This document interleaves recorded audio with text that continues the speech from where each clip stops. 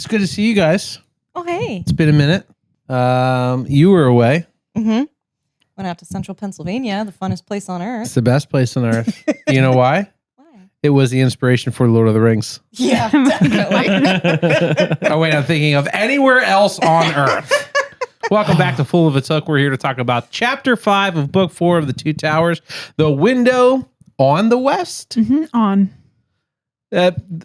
Tolkien could have used some grammar lessons. I don't know if he knew much about how to use words or use language, but the window on the west, it should be the window facing the west. That just flows. That's what I would have said. Yeah. The window to the west? The window to the, we've already got two better titles here. The West Wind. The West, the window. Oh, wait, I just kept thinking, to the window, to the walls. Oh, no. I see Tolkien's balls. I see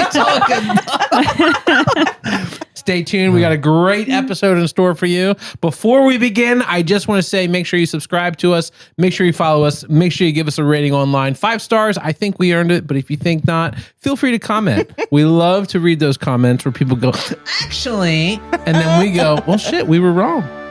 But then also sometimes we go, fuck you, I ain't changing my mentality on that. That's how it works. Welcome to the internet 2025. Let's go.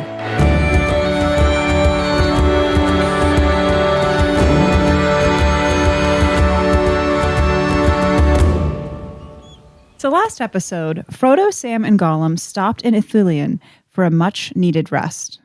While Frodo slept, Sam convinced Gollum to bring them rabbits and prepare to stew. As they finished their meal, they were apprehended by men from Gondor and their captain, Faramir. He was mistrusting of the hobbits until he learned of their friendship with Boromir. Faramir left 2 guards with Frodo and Sam while he returned to his men and the battle against the Southrons. Southrons. Southrons. Yeah. Southrons. Southrons. Those Southrons. Those Southrons. I don't know. It's a sultry word. I don't like it. I don't like I don't saying like it. it. I don't like hearing And it. then I tried to imagine it in like a proper British accent, and I was like, that's even worse. Southrons. Actually, no, that does kind of work. Right, but it Southern- sounds, And it doesn't sound good, but it works. sounds worse. Yeah. Like it's pronounced better. It rolls better, but it sounds I don't know. less acceptable in this century. Yeah. The damn wildlings. Leave us an audio clip of how you say that word. Please. You guys remember the Hooked on Phonics commercial? Yes. I could use it right now. Oh my I God. could. Well, I tried. You did the best you could? Well, And none of us know who was right. that's debatable. But I love you too.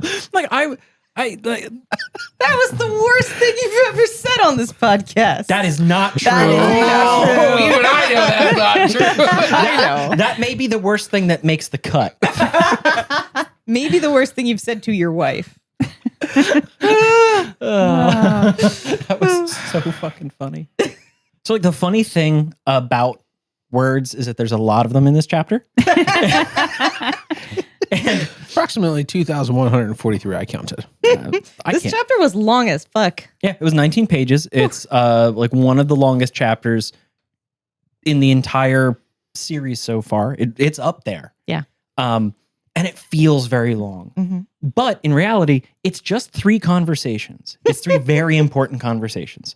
And the first one, Sam wakes up to, right? Because at the end of the last chapter, they were kind of dozing and waiting for Faramir and all the warriors to come back. But Sam wakes up to Frodo on trial. There's Faramir sitting, and arrayed on either side of him in a crescent is about 300 guys. And Frodo's in the middle answering hostile questions. Sam just kind of wakes up to this and crawls his way over to the edge of the circle and just kind of listens in. Faramir's clearly unhappy with Frodo's information that he's giving, particularly on like 3 points. 1, what was Frodo's role in the Fellowship when they left Rivendell? The second point being, why did he leave Boromir and under what circumstances? And the third is just like, what the fuck is Isildur's Bane? We still haven't really gotten into that. And so Sam comes into Frodo basically saying, I've said everything I can say about Isildur's Bane, but it's not my business. I don't own it. And if anybody did own it, it would be Aragorn and not me. And Faramir's like, well, hold up. Why wouldn't it be Boromir, son of the Steward of Gondor? Why not Boromir? Right. Yeah. And Frodo just kind of drops casually like, oh, Aragorn, the guy I said who was with us, that's Aragorn, son of Arathorn, direct heir of Elendil, the throne of Gondor. Also, he's got the sword that's been reforged, Arendil with him, the Flame of the West. And like it hits like a bomb in this circle. Everybody is like, what the fuck? It's like he just announced the second coming of Jesus Christ. And Faramir's like, Cool. yeah, he's like, hold up, what? He's like, that's going to need a fact check. and Frodo says, yeah, well, Boromir will tell you. Boromir believes Aragorn. So, when you see Boromir, he will tell you. The Faramir's like, yeah, okay, yeah, sure. I'm sure Boromir will tell me. Quick question. Would it upset you to learn that Boromir had died? And Frodo's like, yes, I believe that in the abstract would... What? What do you mean dead? What? Do you mean he's actually dead, or are you fucking with me right now? How did he die? And Faramir's like, I was hoping that one of his traveling companions could tell me. And Frodo says, pretty honestly, when I left him, he was alive. Now, the world's full of perils, and I don't really know what happened after that, but when I left, he was alive. And Faramir's like, yes, the world is absolutely full of perils, including treachery, little guy. Treachery. And, the clear implication being that, did Frodo take his little knife and stick it right in the small of Boromir's back? And at this point, Sam stands up and marches directly into the middle of this circle, throws his hands on his hips, looks Faramir straight in his eyes, because Faramir's sitting down, and Sam stalks up, looks him in the eyes and says, look here, fucker. You don't get to shit talk Frodo like that. And he, look me in the tits. But everybody's kind of stunned. Everybody's like, they're just like watching this child scream at Faramir. Mm-hmm. And Faramir's like, hey, cool your jets, bud. Watch it. I have a lot of patience. If I didn't have patience, you'd already be dead, because, by the way, my orders were to kill everything in Ithilien. But I decided not to kill you on sight. So let's pump the brakes on the screaming. And we're going to figure this out. But not here and not now. And then Faramir says, and the reason I know Boromir is dead, we have a saying in Gondor, and it's that night oft brings news to near kindred. And what he means to say is, Boromir, son of the steward of Gondor, is my brother. And that's interesting, right? Because that's the first time that Faramir tells us this. So we learn this as readers, we learn this in the narrative, and it kind of just gets glossed over because Faramir dives immediately into, but you say you knew my brother. What was his favorite musical instrument? If you know him so well. Frodo thinks about it. He says, yeah, he always carried a big horn with him. Okay, correct. And you know what I heard 11 days ago? I heard that horn blow. Real quick, just a quick moment for us as readers and listeners, is that we are only 11 days removed from the first chapter of this book. Wow. From the Falls of Rhoros and from the ambush at Amon Hen, all that shit. 11 How many days passed in the Fellowship of the Ring? From chapter 1 till chapter... I think the question is how many years? Yeah, Yes. well, there was 17 years plus some change. But like their journey was... Well, for the journey. They lost some time with Tom Bombadil. They lost some time with Lorien. Yeah, they spent like a month or so. And they spent actually a long ass time in Rivendell. Six 2 months, maybe? in Rivendell at least. Mm-hmm. Yeah. I would say... They left what? October? They leave in October. Yeah, they leave at the end Or of... September. Yeah, they leave it in September. They leave in September. Then they get the Krikalo. They go through the whole rigmarole. They're in Rivendell by Christmas time. Right?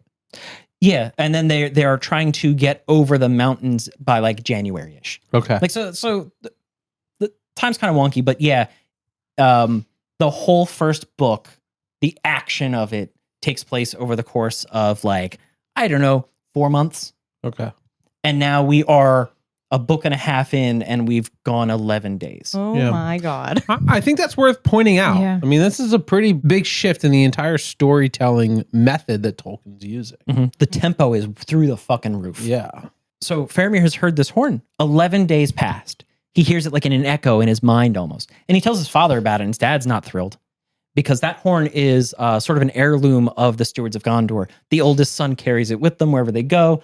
And, legend has it, whenever they blow that horn anywhere within the old borders of Gondor at its greatest extent, they will receive help. Help will come to them. We know that this is true, but only technically, because Aragorn did show up, but only after Boromir had been fatally wounded. Yeah. right? Cool prophecy. Yeah. Very effective. True. That's like, yeah, the genie grants you a wish, but technically 3 days after that, so only 8 days ago, Faramir tells this kind of like ghost story. He was keeping watch at night on the river Anduin because Gondor posts guards all along the river near Osgiliath because it's now been mostly occupied by the enemy, and they use the crossings and they do all kinds of nonsense. So you put guards out there at night to make sure no one crosses the river. So here's Faramir taking his turn on like the front line in the middle of the night, and this boat comes floating down the Anduin at him. And so when this ghost boat comes up to him, and I say ghost boat because it's mostly sunk, there's no one in it, and it's kind of glowing. Like there's a light emanating from the bottom, like the inside of the boat. And what he sees when he looks into this ghost boat is his brother submerged in the bottom of this boat, laid out peacefully, but full of holes, just all cut up and wounded as from battle. His broken sword across his knees, trophies in the boat with him and everything. But like looking like noble and powerful, and like Faramir is way too fucked up by this moment to reach out and touch the boat. But it floats away. And there were two strange things about it. One, he didn't notice Boromir's horn anywhere. Two, he was wearing some kind of weird belt made of like metal leaves linked together. And Frodo pops up for the story and he's like, I can explain the belt. I got one of them. We got those from the Lady of Lothlorien. And Faramir does not take this well. Because if you recall, Boromir had nothing but ill will towards the idea of going into Lorien. And that was not a Boromir thing. That was a Gondor thing. Yeah. Even Faramir recognizes that people who go into that hidden forest, that hidden land, if they come back out at all, they come out kind of fucked up. And if they talked to the mistress of magic, the white lady of the wood, weird shit tends to happen to them. And then Faramir kind of snaps out of it, and he's kind of like, well, but really though, this wasn't a dream, clearly, because also we found the horn. It was cut in half, clove in two pieces, like right down the middle, and one part was found floating down the river by a fisherman or something, and the other one was found in the reeds by a different border watchman. And they were both brought back to Denethor, who now just kind of like sits them in his lap and dwells on the fact that here is Boromir's horn. Where's my son? And so, Denethor's probably not having a great time. Although Faramir would have just grabbed the boat. Right, different Denethor story. would have had his son and had a funeral and all that. Right. Yeah, we'll talk about that, but Even Frodo is like, if he just would have grabbed the boat, it would have solved a lot of problems, But he was like, "Oh no!" Yeah. Float along. because like that's the thing, right? That sounds like a fuck made up story because even Frodo says in the moment, like as a response, and I didn't say this, but like Frodo's like, "Well, how the fuck did a boat make it over the waterfall?" Yeah. Yeah, And Faramir's like, "I don't know," and Frodo responds with, "Yeah, I guess elf boat. Okay." yeah. So when Frodo hears it, like, no, there's been a real token of like, this is an actual thing that happened, Frodo is struck by the implications that everyone he left behind is now definitely dead. And he does not take it well. He basically just curls up and begs Faramir, like just miserably, just says, just fucking let me go on my way to my awful fucking doom. Can we just stop this fucking farce? Can I just go? Everyone else is dead. I've got this shit job to do. I want to go. Faramir says, time out, hold up. 3 points, my man. 1, Boromir was clearly like arrayed for a funeral. So somebody did that. So somebody lived. Maybe all of them, except Boromir. 2, you got kind of a weird elfy vibe going on, and this bears a lot more discussion. And 3, I should definitely take you to Minas Tirith, but that's a decision I'm going to make on my time and in my way, and not here and not now. So, all right, everybody, get up. We're getting the fuck up out of here. And then the army breaks up. Everybody moves out into small groups, and they kind of scatter.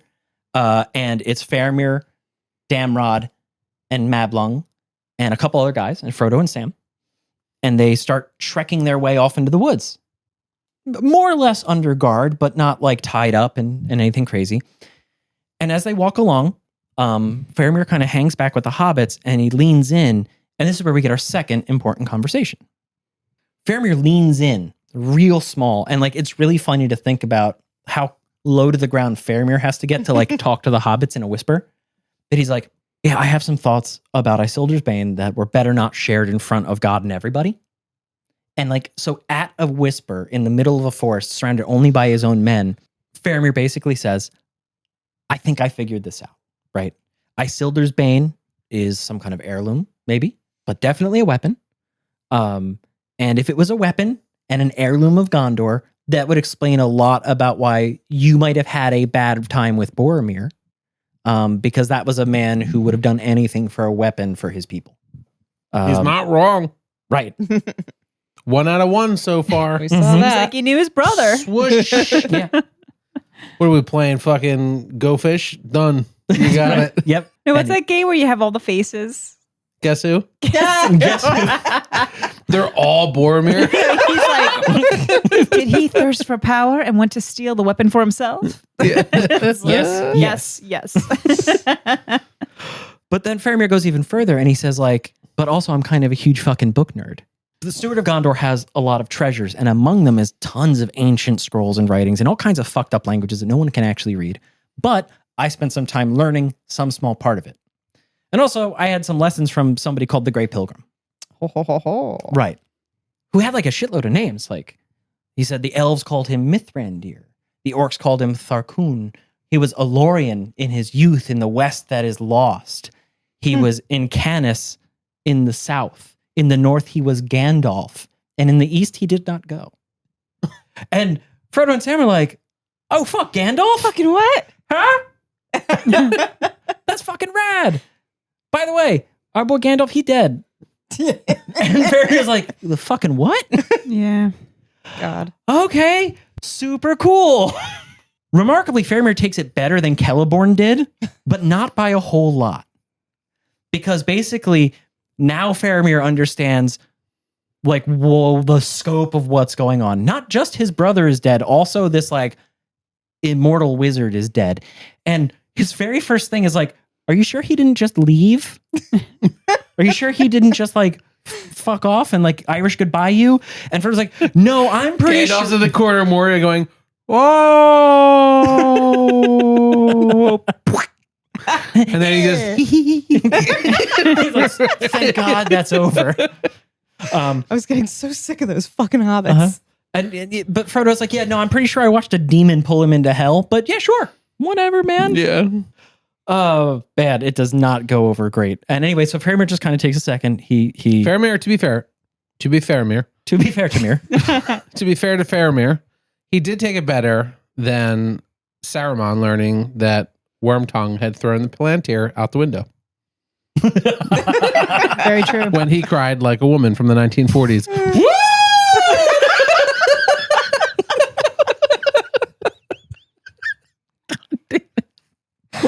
Don't remember that happening, but You sure. remember? He says there was a shrieking yell from the tower. Yeah, that was of him like torturing poor Wormtail. Yeah, that was him Or punishing Wormtongue. sorry, You can Wormtongue. decide whether I was doing Saruman or Wormtongue. All right, You sure. guys decide.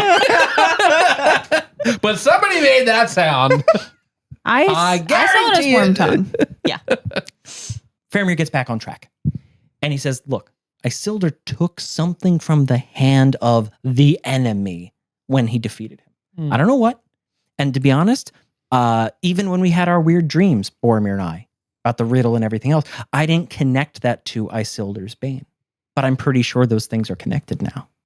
And, I didn't tell the Grey Pilgrim this because I didn't know it at the time. But if I had told him, I wonder if that would have saved him a lot of trouble. But he probably wouldn't have told me anyway, so what can he do? I don't want whatever that fucking thing is. I don't need a cursed whatever the fuck that is. I don't want a weapon for glory. I don't need that. What I love is what a sword defends. What I love is what the warrior defends. I want Minas Tirith at peace. I want to see Arnor restored. I want to see, Arnor a queen among queens. I want to see the realms of Numenor restored to their glory. That's what I want. Yeah. Yeah. And if that's what you're going to achieve, trust me, and I will help you. Also, do you guys hear these frogs? Yeah, they're really going at it tonight. Or do you got? It's a 4G. Not as good as a 5G. That one gives you cancer. That includes toads. Do we need to close the window? Or are the frogs too loud? No, we're fine. We're fine. I just thought it'd be curious to talk about all the frogs having sex outside.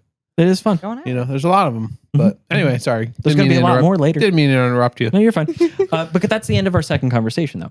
But what happens now is, the actual end of the second conversation is that Faramir says, okay, but now we're going to blindfold you because we're going to our secret lair and we're not allowed to show it to anybody.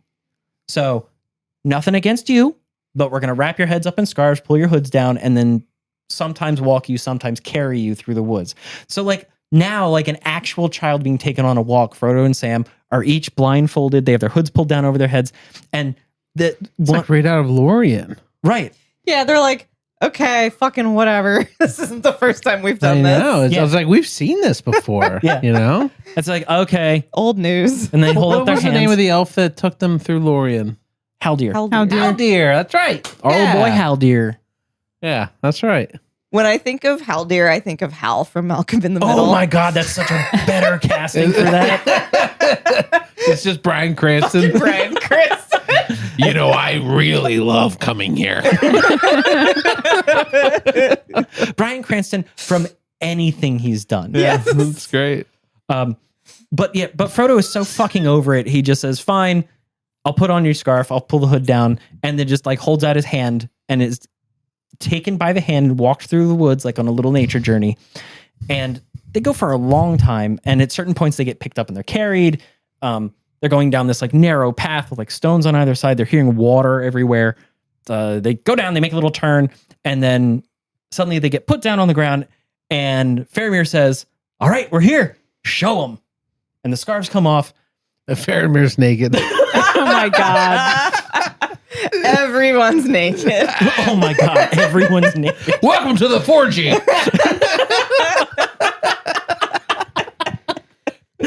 Oh, nothing is sacred. But almost as good as that is Frodo and Sam are treated to they're standing behind a waterfall facing the sunset. Because they're in a cave behind a waterfall facing a sunset. And then Faramir takes a second and welcomes them because they are at Henneth Anun, the window of the sunset. And it's gorgeous. It's like seeing the sunset through this falling water. It's like watching gemstones fall. But like this isn't just like a cave behind a waterfall. Like it's a polished floor. The entrance that they're looking through is like this carved archway. This is a whole ass secret base because when Frodo and Sam look around, there's like provisions, there's food, there's furniture, there's weapons, and there's 300 guys just like chilling. And Faramir's like, good news, it's also dinner time. Yeah. Yay. So Frodo and Sam kind of go off to the corner while everyone else does work to get things ready. Frodo immediately passes the fuck out and takes a nap. And in that moment, I was struck by the fact that like Frodo is allowed to do this by two things. One, the fact that Sam is always there and Frodo always trusts Sam to watch over him while he just fucking knocks out whenever he wants. Two, Frodo has given up on life. So if he doesn't wake up, does it matter? Yeah.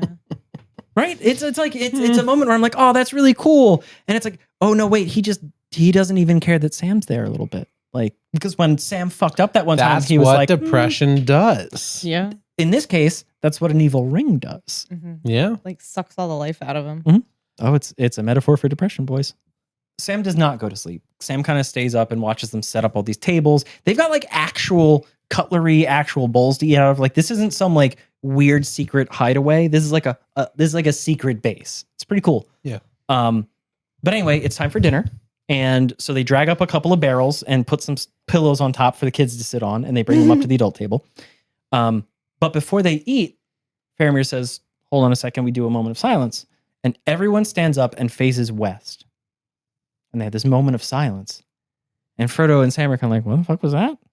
And Faramir explains to them that we take a moment to look west towards Numenor that was, and beyond it to Elven home that is, and beyond that to whatever will forever be. Right. And then he looks at Frodo and Sam and is like, do you not do that? And Frodo is struck by like how fucking rustic the Shire is and how utterly uncultured they are and unaware of history, because he goes, no, we say please and thank you. And Faramir's like, we do that too.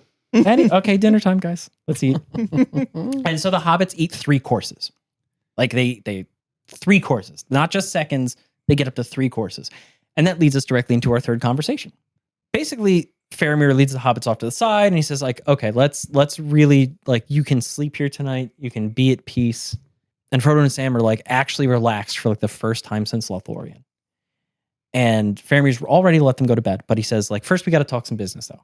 Honestly, like, just tell me about Boromir and Mithrandir and about the elves and Lorien. Because like Faramir is a total fucking nerd for like elf lore. And Frodo tells him the story of like what the Fellowship has done. But he makes sure to really play up Boromir. Like really play up like how badass Boromir was when they were fighting the wolves in the wilderness, about how he like was pushing snow out of the way over the pass at Caradhras. I don't know if he mentioned whether or not it was Boromir who pointed out that the hobbits were about to freeze to death because he was currently freezing to death. Could have missed that one. Right. But then they get into Moria. And they talk about how they had to run from the orcs and they had to run from a Balrog. And Faramir's like, man, that probably pissed my brother off so much. He probably was really unhappy to have to run from anything. That's how he was. I really wanted Frodo to like fuck with Faramir here and be like, so it was my birthday and also my uncle's birthday, and we decided to throw a joint birthday party. And then he tells the entire Fellowship of the Ring. Oh my God. I would, and the Sackville Baggins Stay there for 8 hours. I would honestly love to get the like pure Frodo perspective, like first person narrative of everything that's happened. Yeah. That feels like a great fan fiction. I think that would have Just saying. happened if Billy Boyd played Frodo and this took place in the Billy Boyd universe. Yeah. Oh my God. Yeah. But but the story of Boromir leads directly into the story of Gandalf, of Mithrandir, and his death. And it's been Frodo talking to Faramir this whole time. But part of dinner was some wine, and it was a lot of good food. And Sam is kind of like happy and sleepy and drunk off to the side. Incredibly sleep deprived. Yeah, because he has not been sleeping. And he perks up. He chooses this moment to be like, Faramir, well, you're not talking about elves a whole lot. What's up with elves, buddy? Faramir's like, oh, okay, we'll do this now. As a man who's met elves, I'd like to talk about elves. I'm going to tell you about elves. And Faramir says, like, yeah, actually, I'm kind of jealous. You guys went to Lothlorien. You met the Lady of the Wood. You saw some crazy stuff. And Sam's like, oh my God, Galadriel, let me tell you about that bitch. He's like, I have no words for poetry. And then he tries very bad. And it's like, she's like the mountain in the sunset. And Faramir's like, wow, yeah, she sounds fair, very fair, very beautiful. Perilously so. Sam's like, yeah, not really. Like, you can't blame her for being that much of a badass. But she's like strong enough to like shatter people. Like, but you would break on her like a ship on the rocks. But you don't blame the rocks when the ship goes down. When the Hobbit drowns in the river, you don't blame the river. I was like, wow, too soon, buddy. Right. Like Sam is just like he is having Frodo a was moment. like, what the fuck? Yeah. He's like thinking back to his parents. Mom? Dad? Also, Sam almost just drowned in front of Almost Frodo. drowned himself. Yeah. And so Sam is clearly taking the blame for everything that he's done to himself, because he's like, I wouldn't have blamed the Anduin. I'd have blamed Mr. Frodo. Oh, But God. Sam finishes this statement with something we've heard before, which is, but Lothlorien is a place where you bring your own peril with you. Like, you know, like And he stops himself from saying, like, what Boromir did. And Faramir leans in real hard and is like, what about Boromir? Excuse me? Yeah, what were you going to say about my brother? No, go ahead. Finish the thought. And what comes out of Sam's mouth is astounding because Sam looks Faramir in the eyes and says, well, I was watching your brother kind of the whole way, and I think Lothlorien was the first time that Frodo really saw what was in Boromir's heart. Because in Boromir's heart, from the moment he saw it, he wanted the One Ring. He wanted the enemies. Sam, what the fuck are you saying? Frodo tunes back in and is like, what the fuck is coming out of your mouth? But even Faramir's like, so that's what this is about. Mm-hmm. The One Ring, the lost ring, the ring of power, the thing that corrupted my brother is here in front of me. And he stands up and he looks down at the hobbits, and Frodo and Sam freak the fuck out and start reaching for their knives and the whole thing. And everybody in the whole room, everybody stops and looks over to what's about to happen because nobody knows. And the hobbits are freaked out, and Faramir takes a second and he just kind of like shakes his head and he just laughs. He sits back down and says, chill out, guys. You bring me a ton of sorrow because now I understand more about what happened to my brother. But I am not my brother. There are things too perilous for men. There are things you just need to run from. I do not want any weapon of the enemy. I do not want that. And if that is Isildur's bane, it is your burden and not mine. Just tell me where you're going and what you need to do, and I will help you.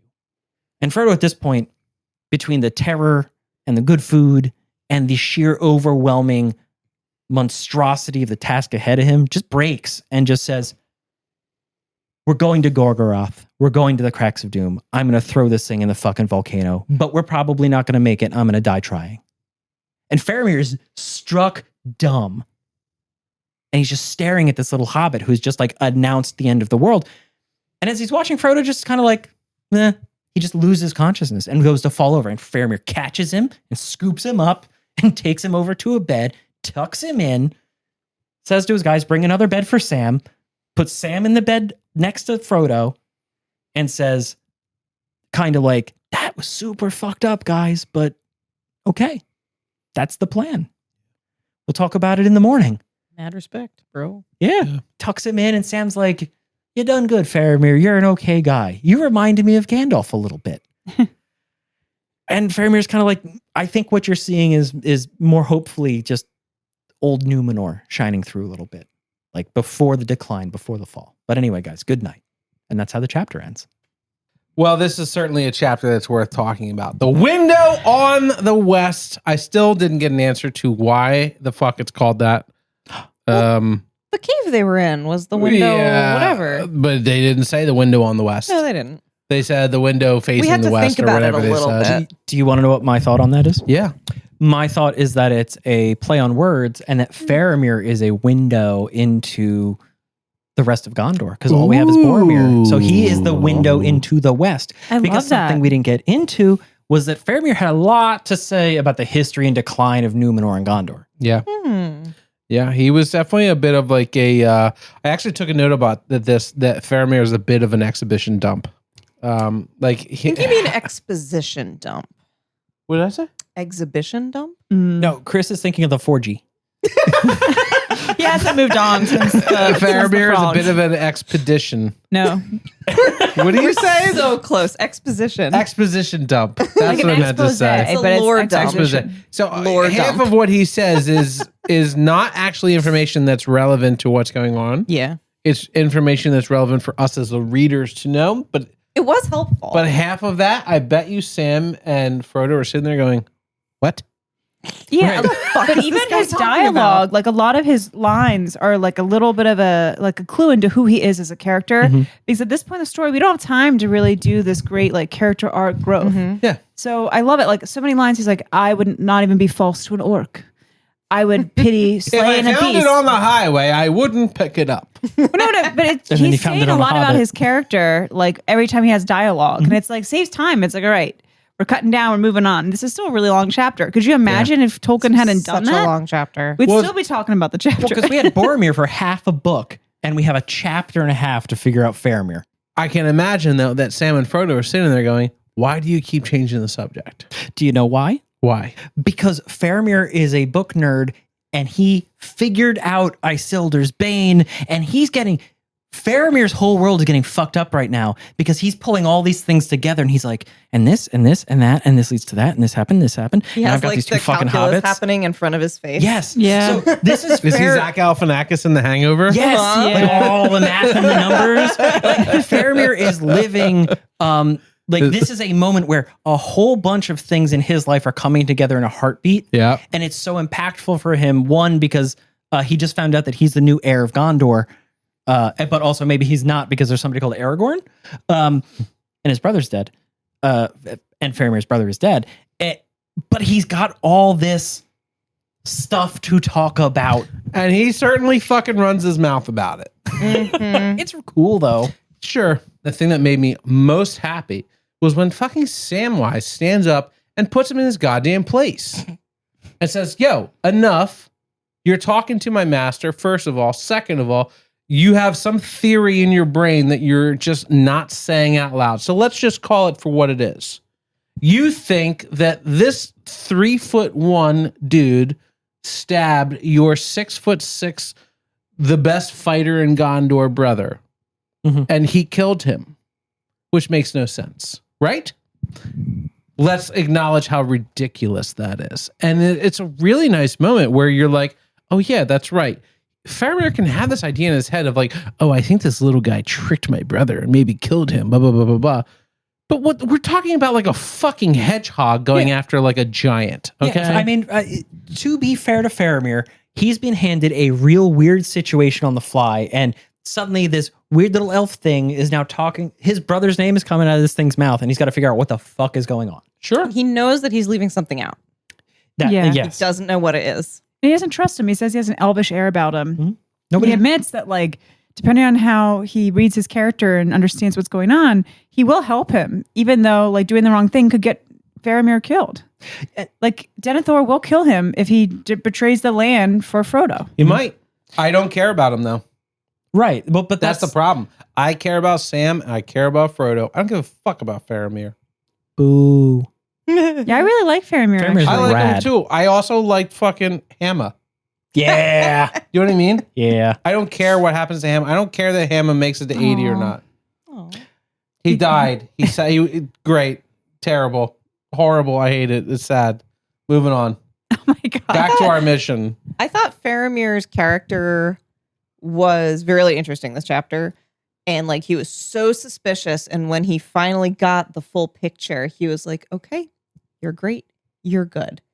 And I just keep coming back to Sam's quote, fair speech may hide a foul heart. Mm-hmm. And maybe I'm just an overly suspicious human being. It's kind of the same as it was with Tom Bombadil, but I'm not fully convinced by the end of this chapter that Faramir is not. Slightly corrupted. No, well, maybe, I guess. That he's telling the truth about not wanting to have anything to do with the ring and not wanting to take the weapon slightly for his corrupted, own yeah. power. I don't think it's corruption, but I think that Boromir had a very strong drive to win the war his people are fighting. So to see a weapon being thrown away was a crime in his mind. Mhm. Faramir, the trap that's still in front of Frodo and Sam may be that even though Faramir understands that this weapon is not for him to wield, is Faramir going to sleep on it and realize that Frodo and Sam are walking it back to Sauron? Out of not a desire for the weapon, but out of duty to his people. Sure. Like, that's still an option that's still on the table. Faramir was describing how some people lust for glory while he lusts for just protecting his people. And I feel like Boromir was the glory guy and Faramir is the, I just want my kingdom to Duty. be safe. The duty. Yeah. Duty. That's also his perspective, Mhm. right? So it's important that we understand that, like, if Faramir, he's his brother, and I have a note about this. Faramir thinks his brother's a cunt. He Kind of, basically yeah. says that. Knows his brother's a cunt. Like, so I can't take anything he says at face value, knowing that. Why? Because he's biased. He thinks that his brother has a certain way. That's great. We can flip the script and we can ask Boromir, what do you think of your brother Faramir? And I'm sure he's going to have some things to say. Can we hold what Boromir says about Faramir against Faramir? No. because it's just a brother making a judgment on a brother. And I'm not saying I know. That's just how people are against each other, right? You have to take it with a grain of salt, right? It sounds like obviously Boromir was like the stronger, more warrior of the two brothers, where Faramir was the studious, sitting, reading dead languages, learning information. And so probably just the climate of Gondor, probably Boromir was exalted as the quote unquote better son. Just the vibe I'm getting here, especially the way he talks about Boromir. Heir. He was also Right. the heir, which would be, he'd be a little entitled. He was trained longer. Exactly. So like, Faramir's sort of like the backup second prince. Yeah. There's one thing that Faramir says where he regrets that Boromir got to go to Rivendell and that Faramir did not. Yeah. And I think there is also a tinge of regret through all of this where he thinks he would have been the better person. And quite frankly, after getting to meet Faramir in this chapter, just from what we know in this chapter, I agree. I think that Aragorn and Faramir would have been a better duo of men on the Fellowship than Boromir and Aragorn. And maybe it wouldn't have gone as bad. Do you think that Faramir would have believed Aragorn's No. royalty story? We know it's true, but he was a lot more suspicious of it than Boromir was. Of course, he Well- also had Gandalf being like, yes, this I think is right. if the Great Pilgrim was there who taught him a dead language, he would yes and everything Gandalf said Yeah. versus Boromir did not. Mhm. And then also, I think, as Pat was saying, Faramir's sort of the window on the West. Like he's the window into this stuff. He's more insightful, especially than Boromir. I think he would have felt that, like they say at the end of the chapter, Numenorian glow coming off of Aragorn. Like he would have sensed a vibe. Versus, I don't think sometimes Boromir did. I think Boromir was like, well, you don't even seem like a fighter. You were skulking like a ranger in the forest while I was on the front lines. I think Faramir would have been like, I sense he is the blood right. Like he is the king that was promised. I think he would have not been like more combative, like I am the king that is promised. Boromir was more like bullheaded. He is all ego and action. Because remember when they were like, we're going to leave Rivendell secretly? And the first thing Boromir does is blow his horn as hard as he can. Say, Yeah. I'm no fucking thief. We're going. I get Right. that. Yep. So Boromir is action and ego. And Faramir is probably a bit down on that, but he's more thoughtful. And I'm sure that they were actually better as a complementary pair than either of them were apart. Yeah. And it's interesting to wonder what would have happened if not Boromir and if Faramir had gone, or Yeah. if Boromir and Faramir had gone together. Like that is such a different fucking story because who knows what happens after Moria. Yep. And also maybe Boromir just gets an extra vote for everything he wants to do and that changes the swing of things. Who knows? Yeah. There would have been a lot more lore dumps. I had a question. Why did Faramir not grab the boat when Boromir floated up? Didn't the boat float over towards him against the current? There was some elf magic going on there was there. some magic going on. The boat was like fighting the water to go. It went directly to him. It came up to the water. Where Faramir was like, "This is some shit. I'm not going to touch it." And then all of a sudden, Boromir was like, "No," and floated away. And then he went home, and Lord Denethor was like, "I just long to see my son who's gone forever. I hold this broken horn." Yeah, right. Like, And then Faramir was like, "Sorry, Dad." Instead of being like, "Oh, actually, the body came to me in a boat, fully prepared in a funeral arrangement, and I didn't do anything, and I didn't even grab it. I didn't even grab my dead brother." it's He some was weird and probably haunted in shit. shock. And Fuck he yeah. was some Get your some shit haunted together. shit. Well, he says his heart was filled with grief and pity. Because Frodo says maybe this was a work of Sauron. Maybe it was an evil vision that was sent to you. And he goes, no, those always feel foul and make your heart feel of loathing. This just made me really sad. This is why he could not have gone on the journey. He's too emotional. Oh, Speaking of emotional, you also think he's weak? I'm not saying weak. I'm saying he's too emotional. did anybody else notice that he looked at his brother's face and was like, "It's so beautiful"? Listen, I know you're insinuating that they banged. Exactly.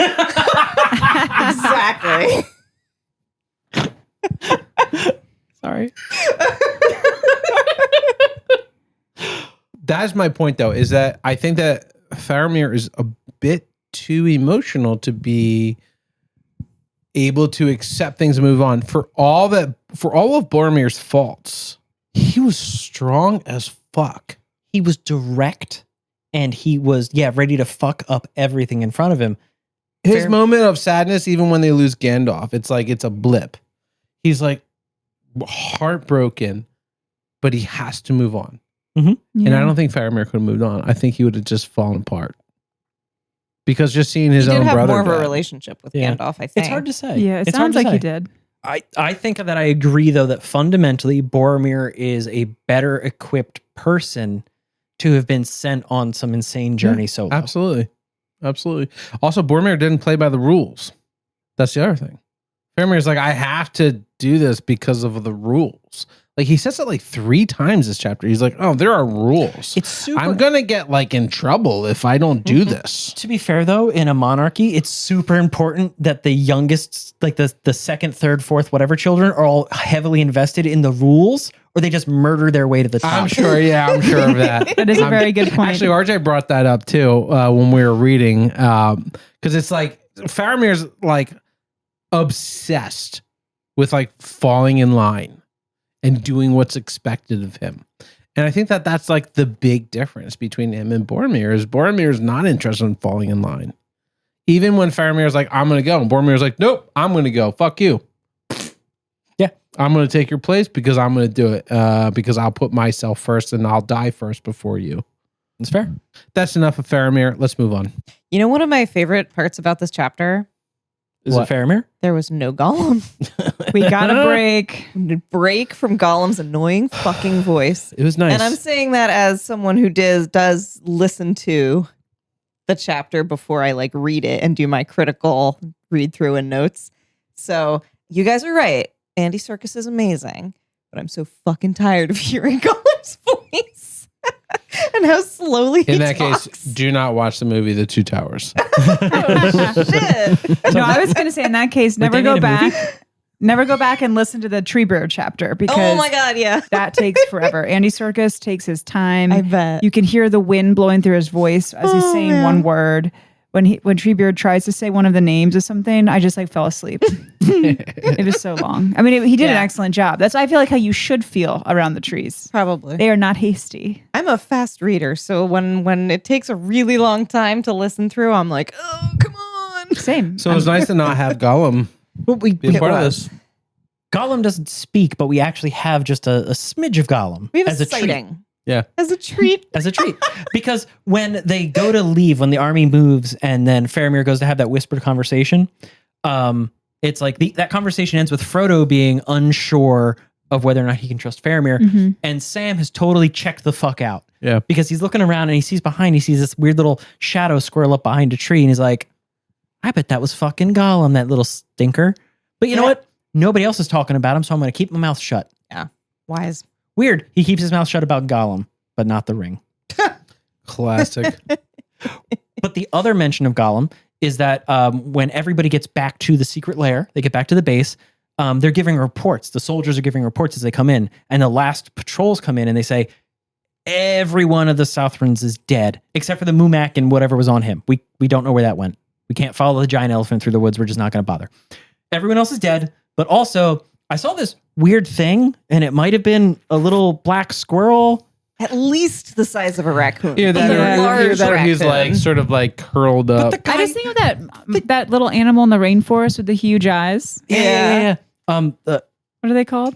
Begins with an L, I think. Oh yeah, little gray guy with the Yeah, big yeah, eyes. yeah, they're like- little gray fluffy eyes. Like Yeah, that's exactly what they saw, and they're like, "Is it a squirrel?" yeah. But the thing is what's that, squirrel? Yeah, but he follows it because he's like, I should investigate this. I'm just curious enough. It's just suspicious enough. So he follows it and it scurries up a tree. Classic. So, it must be a squirrel for real. Yeah. And he hangs around for a while and he's like, it's getting late. I got to go back. And he turns to go away. And he mentions specifically that when he turns his back on it, it hisses at him. He's like, fuck this bitch. I mean, also, that's not incorrect for a squirrel. yeah. True. Right. So the names of Gandalf. I thought, did somebody have that? yeah. Okay.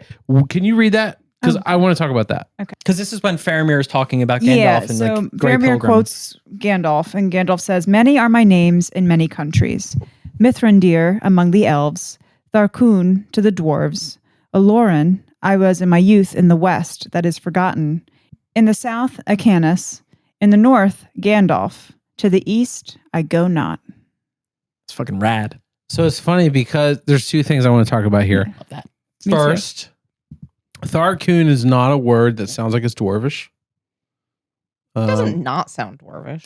It is when you see it written, it looks dwarvish. How's it spelled?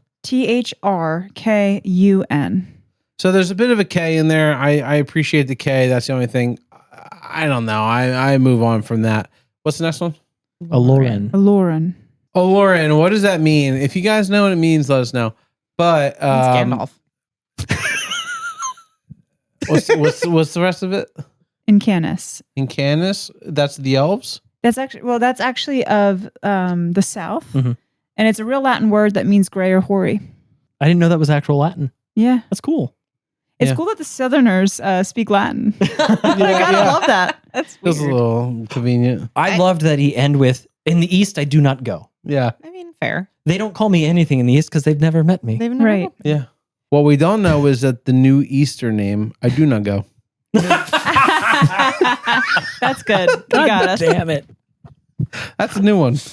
Yeah? Oh. We've heard Mithrandir. Mithrandir's been said a lot. Legolas calls him Mithrandir.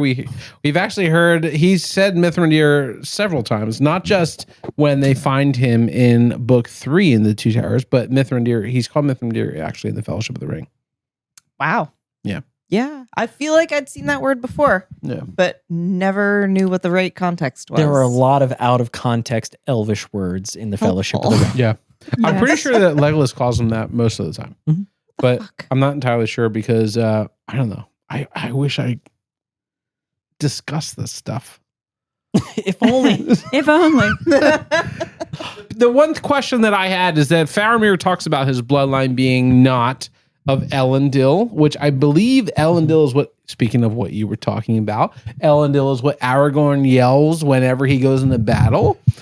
He's like, Elendil! And then he fucking jumps in and it's like his great granddaddy's fucking name Yes, or whatever. he's calling on his ancestors. Yes. Yeah. So let's talk about Faramir's ancestors. Sure. Okay. Yeah, how do you want to go into that? So yeah, he says from the line of Mardel, the good steward who ruled in the king's stead when he went away to war. What exactly is a steward?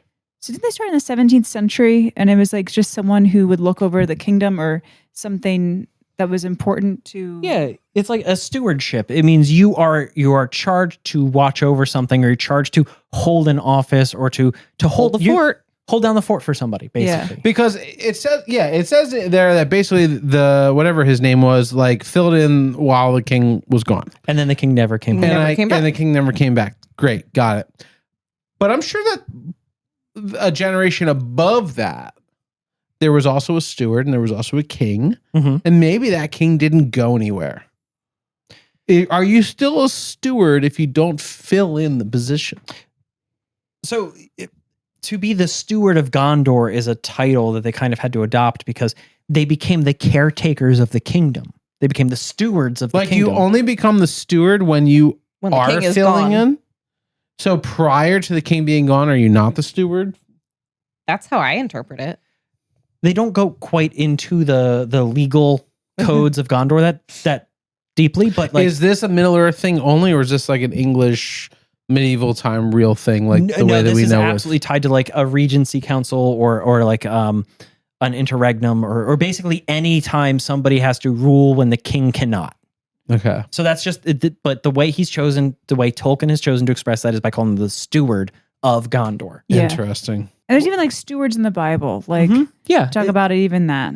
Yeah, it's not unique, but it has zero bearing on a modern democracy because if the president goes away and dies in a war, you elect a new president. Yeah. Right. There's a system for that. I thought it was really interesting because Faramir talks about like the steward and he talks about his bloodline, but he also says they do have Numenorian blood in them. Yeah, I was wondering about that too, because it basically said that the Numenorians were the line of the kings.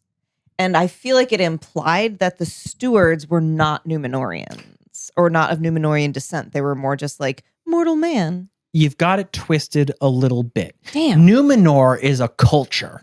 Oh. the line of Elendil specifically is the royal line. The stewards were not royal. They just served the king, but they were like the number one servant. So when the king left, he gave the keys to the steward.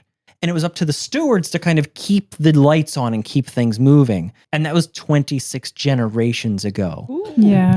You brought up something that just like spawned a weird thing in my brain. Mhm. Please correct me if I'm wrong, but it sounds like you're talking about Wormtongue. Kind of, yeah. Wormtongue aspires to become steward of Rohan. Yeah, it's kind of that relationship. Like the stewards started as more of counselors and advisors, but they just became the guy you left in charge, like the number two Because guy. he was like, you go off, I'll stay here. Huh? I'll watch after the kingdom. Yup. Interesting. Yup. I had a similar thought in my Interesting. mind about Eowyn being left as the steward, but she is of the royal blood of. Mhm. She's a woman, so it's a little different. So, big question mark. Yeah, she can't be king. But she can make more kings. She's the third tower. Bingo. Jesus. No, but there was one, and I will keep this very brief. There was one thing I learned in this read through that I did not remember at all from my first time. And I love that he boiled down like the kind of three types of men very succinctly. And I just wanted to share it for those who are not reading along. So basically, there are like the high men or men of the West, which were the Numenorians. Then the middle peoples, men of the twilight, which I'm obsessed with. I love that. Men of the twilight, such as are the Rohirrim and their kin that dwell still far in the north. Mhm. And then the wild men, the men of darkness. And so I love that Those because are the fuckers at Helm's Deep. Yeah, they right? are. The So what I love Dunlanders. about that is like Tolkien has this Dunlanders, great yeah. imagery of like the classes of men of one's in the sun, one's in the twilight, it's not quite dark, not quite light, and one's in the darkness. Well, It's like the three It's tiers. awesome you bring that up because there's kind of only been two classes of men so far. Correct. So now the world's been expanded to three classes. Yeah. And there's more stuff. Like there's like 3 paragraphs where he really lore dumps about it. It's really wonderful. I think everyone should read it. If you're not, Yeah. I'm not going to go into it. But there's like the most succinct way to think about it is like the men of the high men of Numenor, the middle Yeah. men of Twilight, and the wild men of the dark. And the neat thing is that he finishes this by saying that like the middle men, quote unquote, are these people who are not like true Numenorians in the old sense, but he recognizes that Gondor really isn't that anymore either. Right. They're Yeah. more like the middlemen, more like the Rohirrim than they are like the old Numenorians. Yeah. They're trying to hold on to their culture and their heritage, but it's like it's just been too long. They're just sinking backwards away from these ideals. The kings are all gone. Right. The kings Yeah. are gone. All these they've got a lot of other problems. But also he notes that like way back in the day, the Rohirrim and the Gondorians probably shared common ancestors somewhere. Yeah, of course. Oh, yeah. Yeah. So it's really funny because RJ and I are big Harry Potter nerds. And there was something that stood out and I wanted to compare it. And I wanted to ask you Oh, geez. what you think of this. Okay. In Harry Potter, there is a phrase about not being named. Can you please say that phrase? He who must not be named. Correctamundo. He who must not be named is how they refer to Voldemort in Harry Potter. In Old English, aka Tolkien's world, it converts to what he called Sauron, which is he whom we do not name, which was said in this chapter. I love that. Slightly better grammar. Yeah. And I was like, oh, fuck, that's legitimately J.K. Rowling took this straight from that line. That's I noticed the that line. too. That's the line Yeah. it was Yeah. taken from. Mhm. Well, He whom we do not name, he who must not be named. I That's even caught it crazy. earlier when we were talking about Yeah. Wormtongue. The first thing I said was Wormtail. Yeah. Yeah. They ain't nothing new under the sun. No, I know. I thought that was so cool. Do you know what's cool though? Also about the grammar and because you poked fun at it, right? The way that Faramir said that. Yeah. Tolkien builds this sort of archaic grammar into the way Faramir talks. Yeah. Because Faramir does not talk, and the elves and Gandalf and everybody else, they kind of talk a little differently than like hobbits do. They talk a little bit differently than like Bree men do. They talk differently than the Rohirrim do. Like that kind of like stuffy old style grammar is something that belongs to Numenor in like Full of thy took. yes. That fool. So did you guys notice in this chapter, I believe it was Frodo when he was talking to Faramir about what all the fellowship went through. He referred to the fellowship as the 9 Walkers. Yeah. Hmm. I thought that was so cool. It was a cool reference to when they were in Rivendell and Elrond said the 9 for the 9 riders. Mhm. And right there, that connection was just like 9 walkers, 9 riders. I was like, that's awesome. Which to my knowledge was the first time we're hearing 9 walkers. Mm. And I just love that comparison to the 9 riders. Yeah. Yeah. Yeah. Mhm. Yeah. Yeah, they always called it like the fellowship or the company before. Yeah, but it just really clearly just puts that in your head. I'm like, that's so great. Mm-hmm. It's a great way to illustrate that for Faramir. Yeah. Unfortunately, now they're 9 flyers. I know. Yeah. There's what, like 5.5 Yeah. walkers / riders? But Frodo thinks it's just 2 now. Oh, He's convinced it's 2. Poor Frodo. yeah. So it's definitely a bit of a bummer in the end when Sam ruins the secret. I was quite frustrated reading that. Yeah.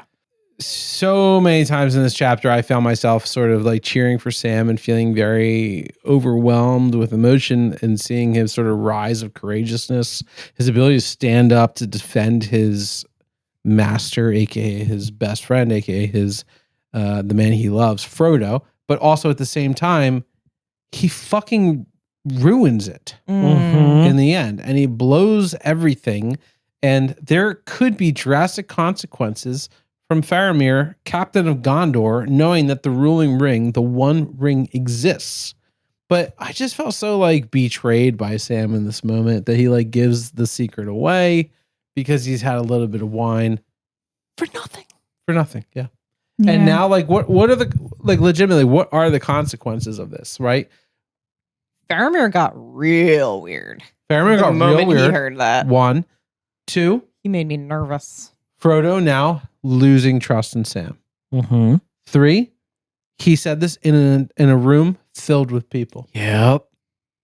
4, we don't know that we can trust every single person in this room.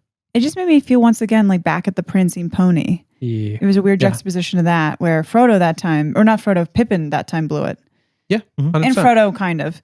But yeah, it made me so nervous as well for them. I was like, oh no, they're doing so well. Think about Faramir when he wanted to talk about Isildur's Bane, waited until everybody's gone, in the middle of the goddamn woods, leaned down to whisper in their ears. Yeah. And now Sam just throwing it the fuck out there, right? Yeah. How many times did Gandalf say, the only thing that saved us from absolute ruin is the fact that it's a secret? It's a secret. Mm. And you ruined it. No one has said out loud around Gollum what the ultimate goal is. Yes. Mm. And we also know that Gollum's been following them. He's probably got his head Yep. in the fucking It's window. like hanging from the ceiling. He's blending in with the shadows somewhere. I don't know what's going on. He's attached himself to the ceiling fan. He's spinning in circles just like listening. sucking on half a fish. So I ask this question of all of you now in a very serious, grievous time. Do you want a treat? Who wants Yeah, treaties? I do. All right, let's do it. All right, cool. Ready for this? This looks Ooh. fantastic. We are going to have the exact feast, definitely historically accurate, that the hobbits and all of the Gondorian soldiers had in their Nice. little cave beneath the waterfall. So, what we were told is that they were drinking pale yellow wine. They ate bread and butter, salted meats, dried fruits, and good red cheese. Nice. As opposed to Oh bad my red cheese. Bad red gosh. cheese. So what do we got on this plate? So what we have here is some peasant bread, my favorite bread to make. We've got some prosciutto, some sopressata. I don't really know what red cheese is. I looked it up, and there's a couple types of cheeses that are called red cheese. They're not red in color. So we have like a chili cheddar and a chili Gouda. Ooh. I figured they'd be tasty and red-ish. Yeah. Interesting. And then for the dried fruits, we've got some dried apricots and some prunes for Nice. digestive health. Man, they Can't look wait. fantastic. This So looks go ahead, great. help yourself. I'm going to grab here. I got some peasant. What makes it peasant bread? Why is it called peasant bread? You know, I couldn't tell you other than it's like really, really easy to make and you don't have to knead it. Peasants could make it, maybe? I suppose. Oh my God. I don't know. We got a little prosciutto. Oh. I'm pretty sure everybody has to have thirds for this to really be a success. I'm going to try to do one big Oh. bite. Spicy cheese. Spicy cheese. Okay. One big Apparently bite, the maybe. cheese is spicy. A little Cheese bit is of- spicy. little bit of fruit. Oh, I forgot butter. Oh, well. Ooh, You didn't yummy forget fruit. Oh my fucking god! What's the spicy black cheese. fruit? Prunes. Prunes? Mm-hmm. What's a prune? It's a dried plum. Really? Sad plum. I like plums. Do you eat it like a whole thing? Mm-hmm. That's my first prune. Wow. What do you think, Chris? It's pruny. Isn't the joke about prunes that they make it regular? Mm-hmm. Yeah. Have 2 prunes. Oh wow, that's amazing. I mean, I would hope so. Plums are pretty good. Yeah, The It's bread nice. is so good. it's a Wow. Thank you. That is the one thing I actually made You made myself. this bread? Mm-hmm. How do you make this? It's so easy. I have the recipe memorized. Really? Yeah. I always Super, wanted to make super bread. easy. Oh man, you could make this. Oh really, Chris? We should have a bread party. Oh fuck! For our I last would love that. for our last game of the Journeys Through Middle Earth. We have one left. Yeah, we'll make some bread too. Let's do That'd it. be awesome. I love this recipe. You have bread within 3 hours. There's no kneading. Really? Mm-hmm. I mean, cooling time is important, but We should you learn how to could make this. skip it. It's delicious. Dude, all you need is a Pyrex bowl. Some kind like you can't. It's not a Wait, you loaf. lost me there. It's not like a freestanding loaf that you put in the oven. It has to be in a Okay. bowl of some sort, like a glass bowl or something. We have a couple glass bowls. It's so easy though. It is. It's so easy. I did this hammered one time and it came out amazing. Oh, should we have a cheers? Yes. Right. All right, what are we drinking? And also, we forgot the butter. Yeah, we definitely forgot to eat some butter. It's there. It's okay. I'm going to eat half that butter. when we finish One this. bite. All right, so this is the white wine. This is a cheers to Faramir Cheers. and to Frodo and Sam and to Aragorn and Legolas and Gandalf and also Theoden and also Gollum and also Eowyn and Eomer. Boromir. And, the, And maybe Boromir are full of And then also fallen. Denethor. But And not then- Merry, Pippin, and Gimli. Merry, Pippin, Gimli, and then also Durin, and also Oh my God. Bilbo, and also What's the dragon's name? I'm forgetting everybody's names. You got a lot out there. We should have another Farm naming Maggot, contest. this is Maggot. All right, let's drink. Fang. Cheers. Cheers. Cheers. Chris loves white wine. This is actually not bad. It's a Pinot Grigio. Ew. That was absolutely fantastic. What a delicious charcuterie board. I feel like I am sitting with Faramir having a wonderful meal with his 300 men watching me.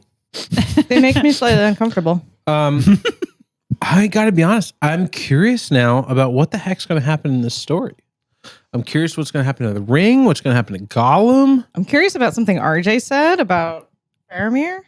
Yeah, I don't know what's going on, but anyway, what's the next chapter?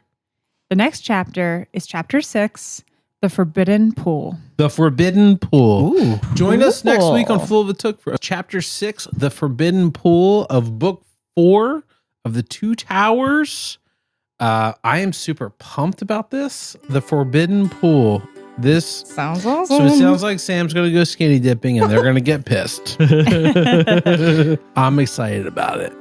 We've been talking for months about that little ding-a-ling. Let's see it. my God. Whoa. Jesus Christ, Laura, calm down. Have I'm we? talking about his arms. No, you're not. I'm not. We'll see you guys next week. I'm Full of It Took. I'm Christopher. I'm Laura. I'm Robbie Jean. I'm Pat. We'll see you later.